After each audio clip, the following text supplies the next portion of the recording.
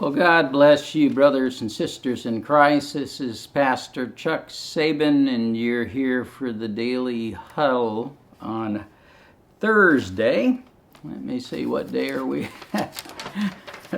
March 11th, Thursday, the third week of Lent. This particular devotional from our little devotional book, I think, brings up a fantastic point that we all need to think about.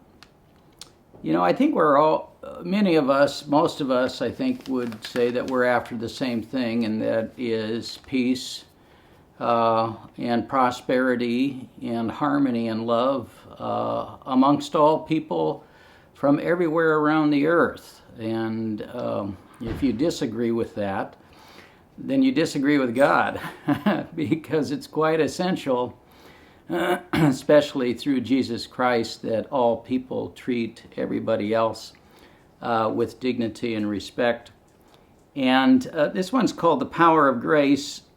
And if you look at Matthew 26:52, you will see the little story there is when the Roman guards were coming with Judas to take Jesus captive, or the guards of the Sanhedrin, and Peter takes a sword and cuts off one of the ears of one of these soldiers.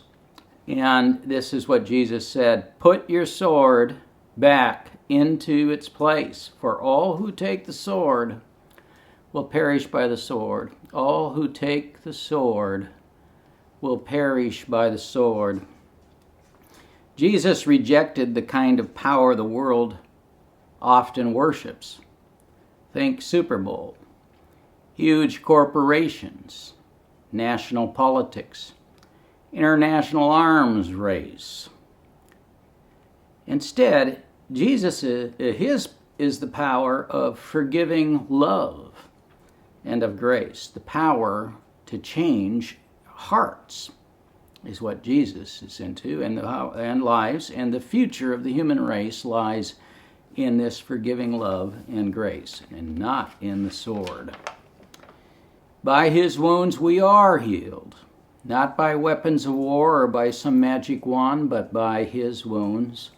He accepted rejection and ridicule, suffering and death. He took our place under God's judgment, absorbing its punishment so that death would not be the end of our story. In the face of death, we are completely powerless. But the power of the cross, the power of forgiving grace, sets us free to live now and forever in hope and in joy. What I think of when I hear this story is that the way of the cross, the way of Jesus, is not violence. It's not aggression. It's not being superior one race over another. It's not being dominant in any form. It's hospitality. It's being the greatest at caring for other people, the greatest at inclusion of other people, the greatest at taking the time that it takes to get to know each individual and what makes them tick and why they feel the way they do and think that the way they do, and then to help them realize their dreams if those dreams are also nonviolent and harmonious. You know, I think that part of our problem is that we just don't get to know people who are not like us.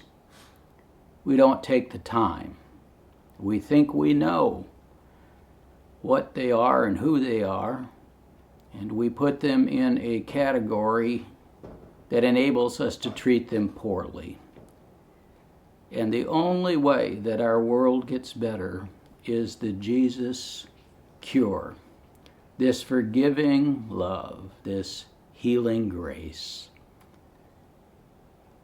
Well, brothers and sisters, this is the Daily Huddle for today. And I do have to say that please keep close, check your Facebook page often the next couple days, or because we may be having church this Sunday at 25% with social distancing and Mass.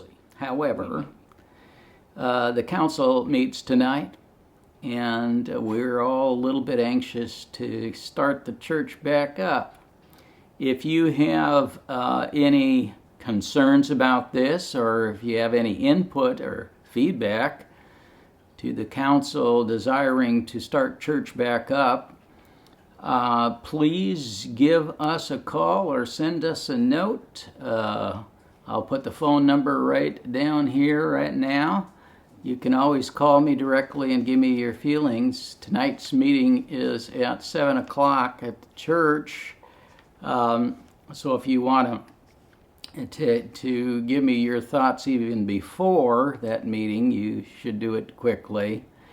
And but I will come back on in the event that we are going to open. I will come back on and communicate that to you, and have Jen also communicate to all of you through an email, an all-church email, and then spread the word so that we have thorough communication. Well, God bless you all, and you have a good rest of your day.